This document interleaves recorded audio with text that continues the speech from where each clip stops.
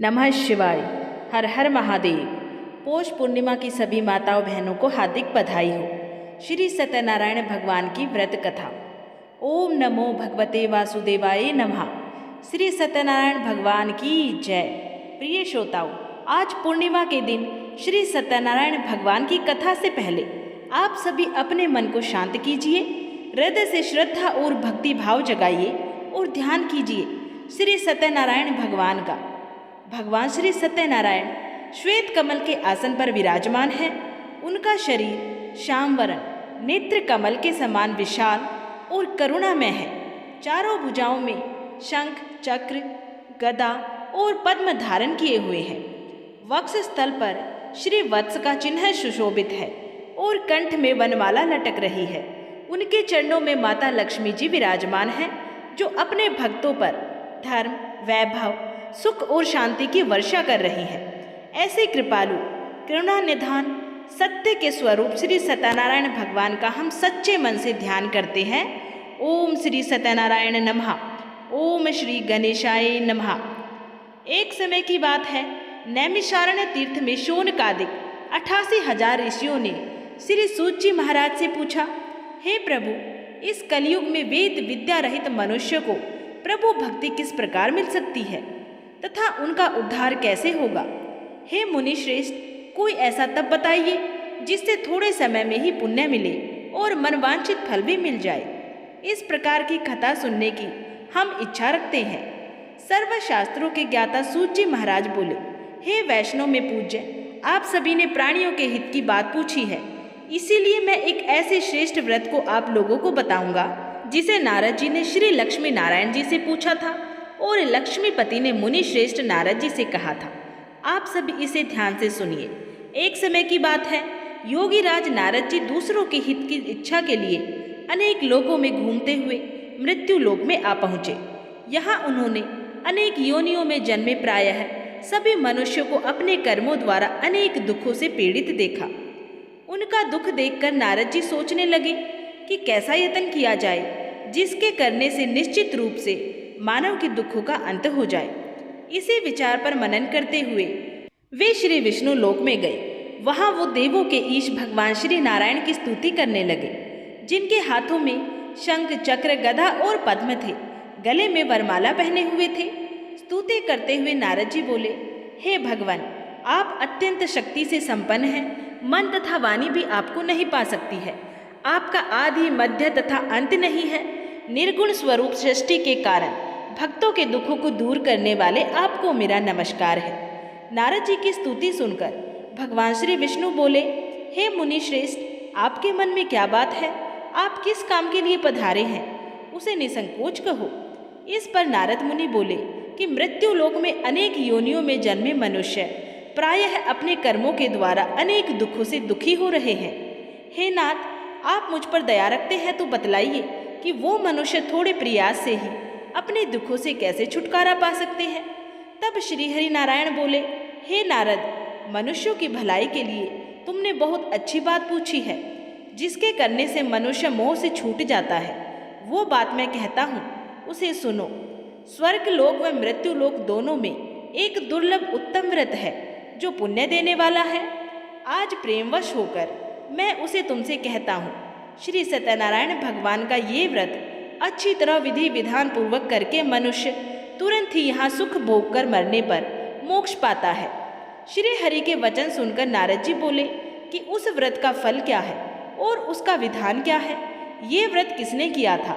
इस व्रत को किस दिन करना चाहिए? सभी कुछ विस्तार से बताए। नारद की बात सुनकर श्री हरि नारायण बोले, दुख व शोक को दूर करने वाला ये व्रत सभी स्थानों पर विजय दिलाने वाला है। मानव को भक्ति व श्रद्धा के साथ शाम को श्री सत्यनारायण भगवान की पूजा धर्मपरायण होकर ब्राह्मणों व बंधुओं के साथ करनी चाहिए। भक्ति भाव से ही नैवेद्य केले का फल, घी, दूध और गेहूं का आटा सवाया ले। गेहूं के स्थान पर साठी का आटा, शक्कर तथा गुड़ लेकर वो सभी भक्षण योग्य पदार्थों को मिलाकर भगवान का भोग लगाए। ब्राह्मणों सहित बंधु बांधवों को भी भोजन कराए। उसके बाद स्वयं भोजन ग्रहण करे। भजन कीर्तन के साथ भगवान की भक्ति में लीन हो जाए। इस तरह से श्री सत्यनारायण भगवान का ये व्रत करने पर मनुष्य की सारी इच्छाएं निश्चित रूप से पूरी होती है। इस कली काल का अर्थात कलयुग में मृत्यु लोक में मोक्ष का यही एक सबसे सरल उपाय बताया गया है। इति श्री सत्यनारायण व्रत कथा का प्रथम अध्याय संपूर्ण हुआ। श्रीमन्नारायणे नारायणे नारायण भजमन नारायणे नारायणे नारायण श्री सत्यनारायण नारायण नारायण। भगवान श्री सत्यनारायण की जय। द्वितीय अध्याय। सूची महाराज बोले, हे ऋषियों, जिसने पहले समय में इस व्रत को किया था उसका इतिहास कहता हूँ, ध्यान से सुनो। सुंदर काशीपुरी नगरी में एक अत्यंत निर्धन ब्राह्मण रहता था। भूख प्यास से परेशान वो धरती पर घूमता रहता था। ब्राह्मणों से प्रेम करने वाले भगवान ने एक दिन ब्राह्मण का वेश धारण करके उसके पास जाकर पूछा, हे विप्र, नित्य दुखी होकर तुम पृथ्वी पर क्यों घूमते हो? दीन ब्राह्मण बोला, मैं निर्धन ब्राह्मण हूँ, भिक्षा के लिए धरती पे घूमता हूँ। हे भगवान, यदि आप इसका कोई उपाय जानते हैं तो बतलाइए। वृद्ध ब्राह्मण कहता है कि सत्यनारायण भगवान मनोवांछित फल देने वाले हैं, इसीलिए तुम उनका पूजन करो। इसे करने से मनुष्य सभी दुखों से मुक्त हो जाता है। वृद्ध ब्राह्मण बनकर आए श्री सत्यनारायण भगवान उस निर्धन ब्राह्मण को व्रत का सारा विधान बतलाकर अंतर्धान हो गए। ब्राह्मण मन ही मन सोचने लगा कि जिस व्रत को वृद्ध ब्राह्मण करने को कह गया है, मैं उसे जरूर करूँगा। ये निश्चय करने के बाद उसे रात में नींद भी नहीं आई।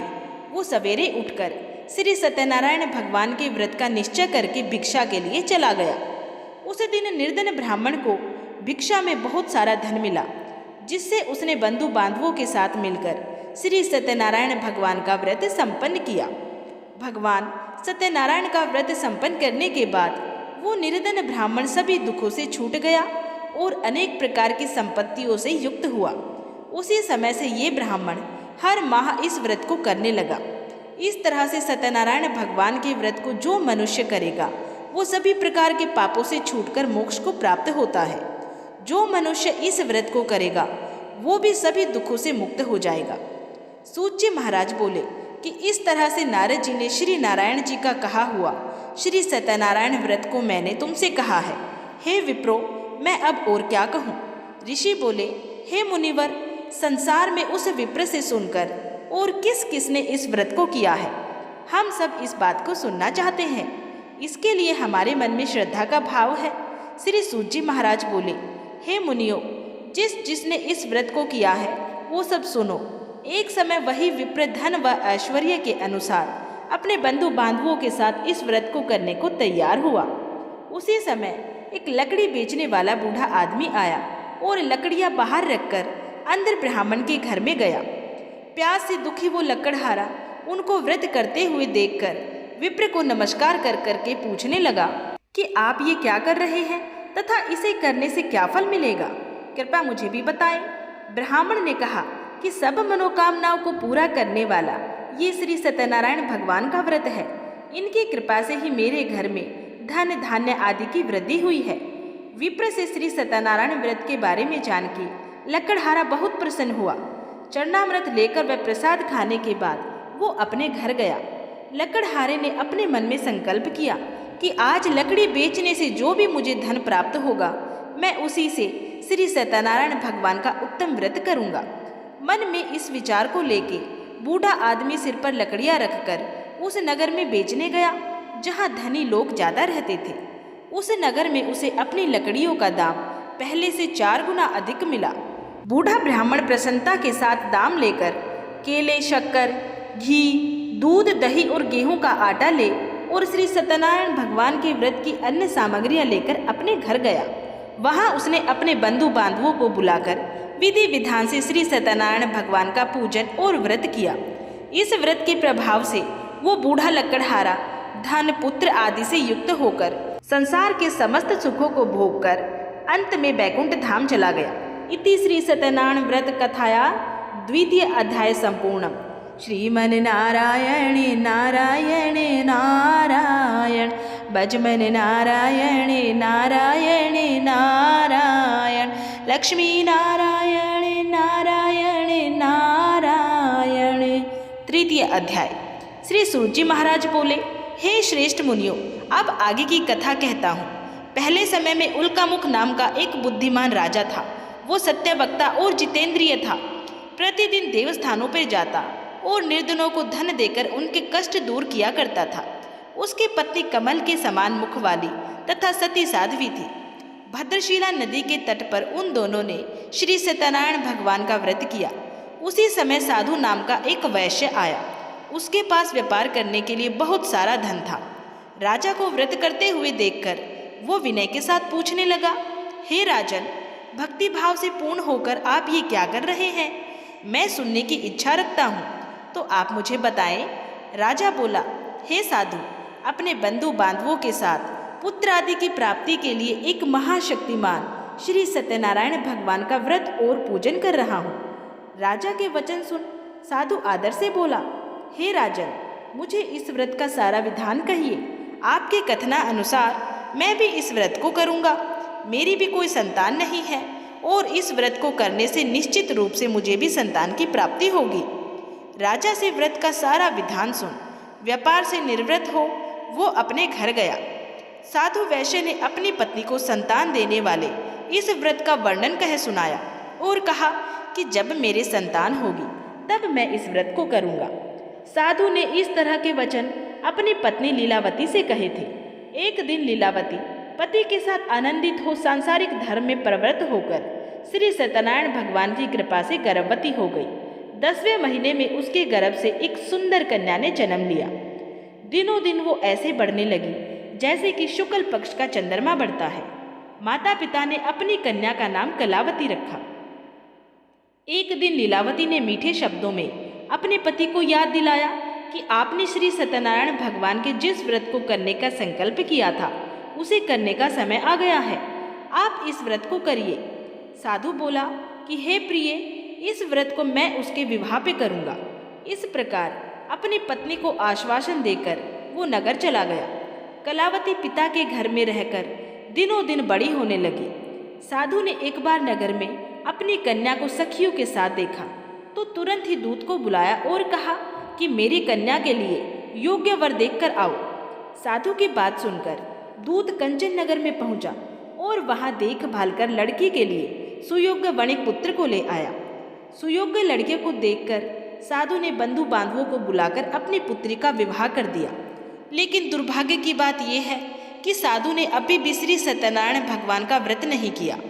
इस पर श्री भगवान क्रोधित हो गए और श्राप दिया कि साधु को अत्यधिक दुख मिले। अपने कार्य में कुशल साधु बनिया जमाई को लेकर समुद्र के पास स्थित होकर रत्नासारपुर नगर में गया। वहां जाकर दामाद ससुर दोनों मिलकर चंद्रकेतु राजा के नगर में व्यापार करने लगे। एक दिन भगवान श्री सत्यनारायण की माया से प्रेरित होकर एक चोर राजा का धन चुरा के भाग रहा था। उसने राजा के सिपाहियों को अपना पीछा करते हुए देखा और चुराया हुआ धन वहां रख दिया जहां साधु अपने जमाई के साथ ठहरा हुआ था। राजा के सिपाहियों ने साधु वैश्य के पास राजा का धन पड़ा देखा तो वो ससुर और जमाई दोनों को बांधकर प्रसन्नता से राजा के पास ले गए और कहा कि ये दो चोर हम पकड़ कर लाए हैं, आप आगे की कार्यवाही की आज्ञा दें। राजा की आज्ञा से उन दोनों को कठिन कारावास में डाल दिया गया और उनका सारा धन भी उसने छीन लिया। श्री सत्यनारायण भगवान के श्राप से साधु की पत्नी भी बहुत दुखी हुई। घर में जो धन रखा था उसे भी चोर चुरा कर ले गए। शारीरिक तथा मानसिक पीड़ा और भूख प्यास से अति दुखी होकर अन्न की चिंता में कलावती एक ब्राह्मण के घर गई। वहां उसने श्री सत्यनारायण भगवान का व्रत होते देखा। फिर कथा भी सुनी और प्रसाद ग्रहण करके रात को घर वापस आई। तब माता ने कलावती से पूछा कि हे पुत्री, अब तक तुम कहाँ थी? तुम्हारे मन में क्या है? कलावती ने अपनी माता से कहा, हे माता, मैंने एक ब्राह्मण के घर में श्री सत्यनारायण भगवान का व्रत देखा है। कन्या के वचन सुनकर लीलावती भगवान के पूजन की तैयारी करने लगी। लीलावती ने परिवार व बंधुओं सहित श्री सत्यनारायण भगवान का पूजन किया और उनसे वर मांगा कि मेरे पति तथा जमाई शीघ्र ही घर आ जाएं। साथ ही ये भी प्रार्थना की कि हम सबका अपराध क्षमा करें। श्री सत्यनारायण भगवान इस व्रत से संतुष्ट हो गए और राजा चंद्रकेतु को सपने में दर्शन देके कहा कि हे राजन, तुम उन दोनों वैश्यों को छोड़ दो और तुमने उनका जो धन लिया है उसे भी वापस कर दो। अगर तुमने ऐसा नहीं किया तो मैं तुम्हारा धन, राज्य और संतान सभी को नष्ट कर दूंगा। राजा को ये सब कहकर भगवान अंतर्धान हो गए। प्रातःकाल सभा में राजा ने अपना सपन सुनाया और फिर बोले कि वणिक पुत्रों को कैद से मुक्त कर सभा में लाओ। दोनों ने आते ही राजा को प्रणाम किया। राजा मीठी वाणी में बोला, हे महानुभावों, भाग्यवश ऐसा कठिन दुख तुम्हें प्राप्त हुआ है, लेकिन अब तुम्हें कोई भय नहीं है। ऐसा कहकर राजा ने उन दोनों को नए वस्त्राभूषण भी पहनाए और जितना धन उनका लिया था उससे दुगुना धन वापस कर दिया। दोनों वैश्य अपने घर को चल दिए। इति श्री सत्यनारायण कथायाम तृतीय अध्याय संपूर्णम।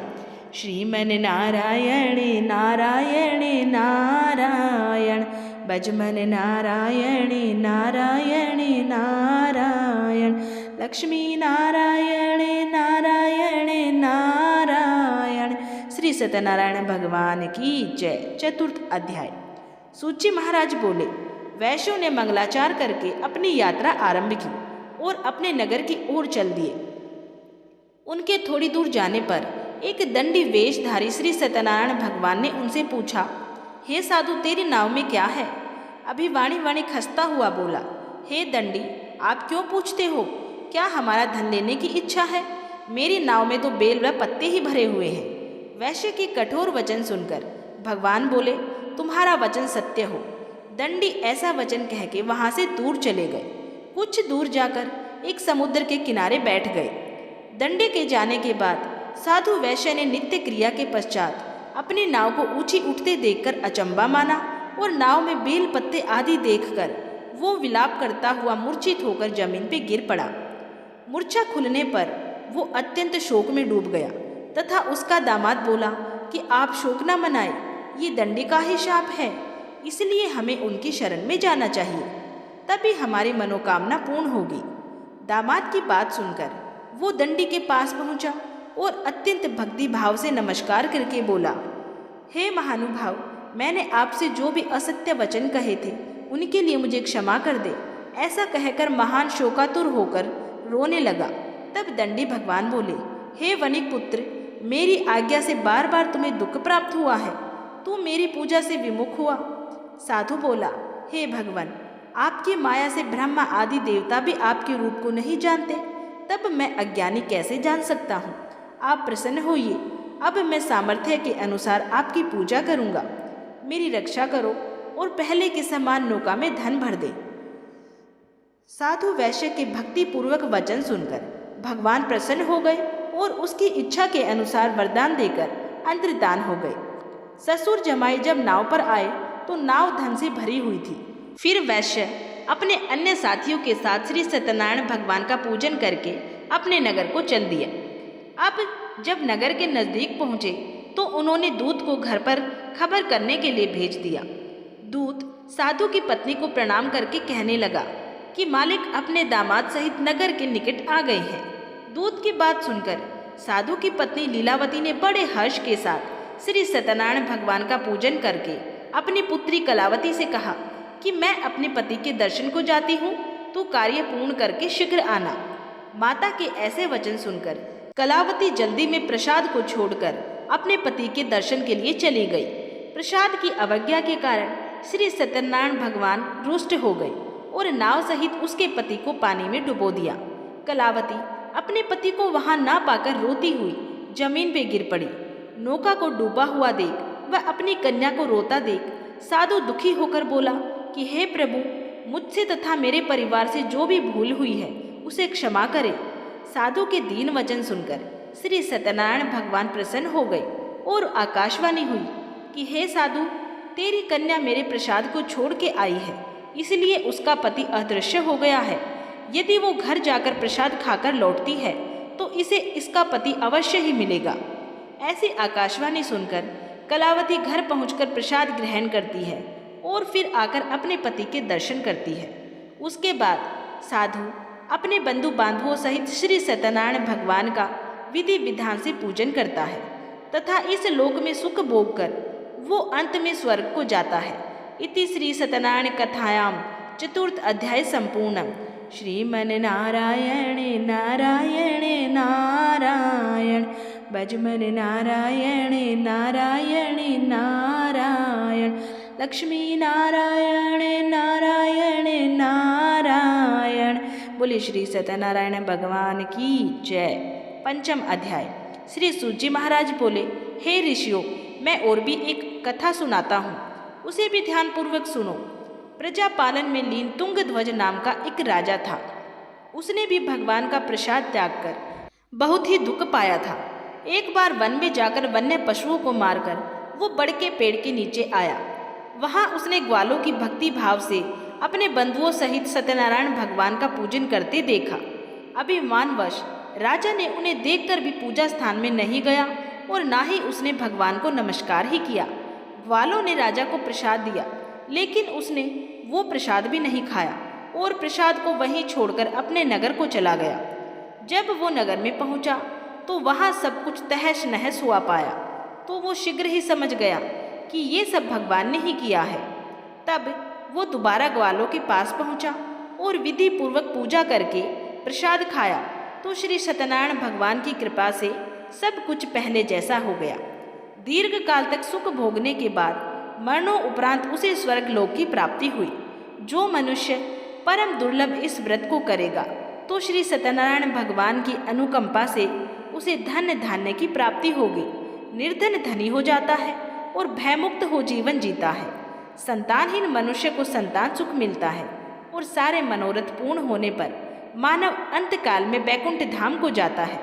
श्री सूत जी महाराज बोले, जिन्होंने पहले इस व्रत को किया है, अब उनके दूसरे जन्म की कथा कहता हूँ। वृद्ध शतानंद ब्राह्मण ने सुदामा का जन्म लेकर मोक्ष की प्राप्ति की। लकड़हारे ने अगले जन्म में निषाद बनकर मोक्ष प्राप्त किया।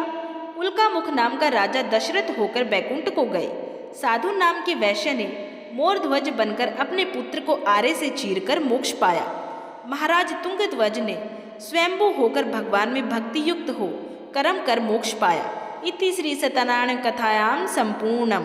श्रीमन नारायण नारायण नारायण, भजमन नारायण नारायण नारायण, लक्ष्मी नारायण नारायण नारायण, हरि ओम नारायण नारायण नारायण। बोलिए श्री सत्यनारायण भगवान की जय।